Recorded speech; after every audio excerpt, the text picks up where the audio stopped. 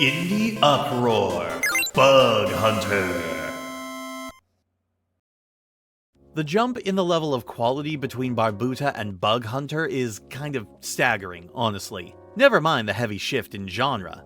Bug Hunter is an arcade-style puzzle game. You play as the eponymous hunter, hired by a company to clear out an invasion of bugs that are keeping them from being able to gather minerals from this alien planet. It's essentially a survival challenge to see how long you can go before losing, because even getting past the first stage in this game is incredibly difficult, regardless of whether you're just trying to last enough days or get enough kills, as fulfilling either will allow you to move to the next stage.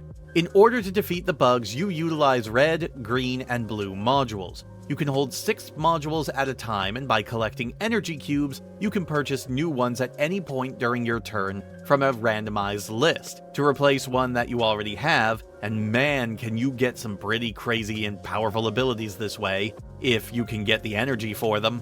Red modules are for attacking, and you can use them to destroy the bugs, but you can also use them to destroy energy cubes, which can cause a chain reaction explosion, destroying any bugs, cubes, or unfortunate hunters standing nearby. You can also get attack modules that allow you to hit enemies standing on elevated terrain, or attack all squares that fit a specific description, like being next to a hole, on elevated ground, or a certain number of spaces away, and so forth.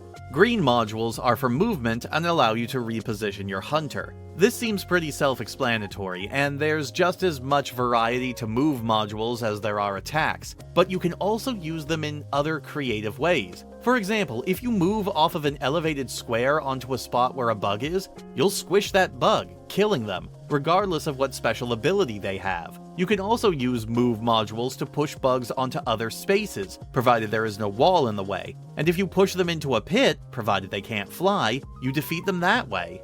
Finally, there are support modules, which are blue and do just a bunch of weird things, like collecting or creating energy cubes, raising or lowering squares, even regressing bugs back to earlier evolution stages. All useful, but remember, you can only hold 6 of these guys at once, and once the bug production starts to ramp up, choosing your modules carefully is going to be the difference between wins and losses.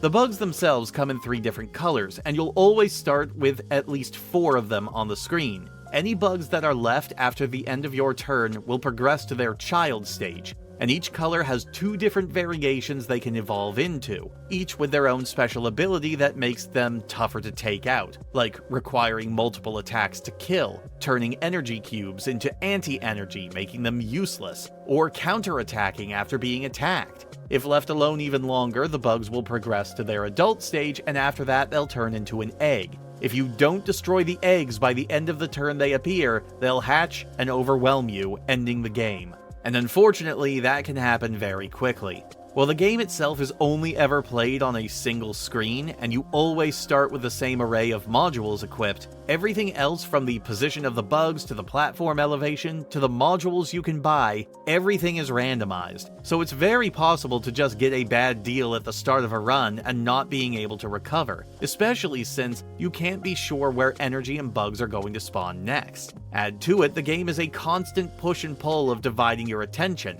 Killing the bugs is obviously important because if you leave them alone too long, they'll turn into eggs and that's it. But at the same time, you won't get far with the basic modules you start with, so you have to hurry and gather enough energy to replace them with newer, shinier, more powerful modules, and hope that the modules you're replacing won't become more useful than what you replace them with next turn. While you can take your time to really think about each move you're making during your turn, that doesn't make it any less stressful, as you have to make snap decisions on what to destroy and what to leave alone, and hope and pray that your choices lead to you creating evolved bugs that you can actually handle.